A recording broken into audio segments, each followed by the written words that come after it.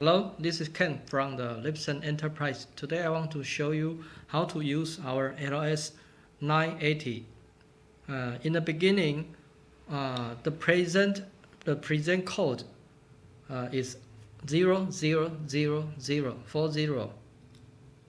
You turn it to 0000. You can open the lock. Then you want to set your own code. Just turn the shackle to 180 degree here, and then you press the shackle. Then you set your own code. For example, 1, 2,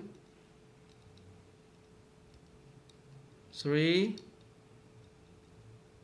4, and you release the shackle.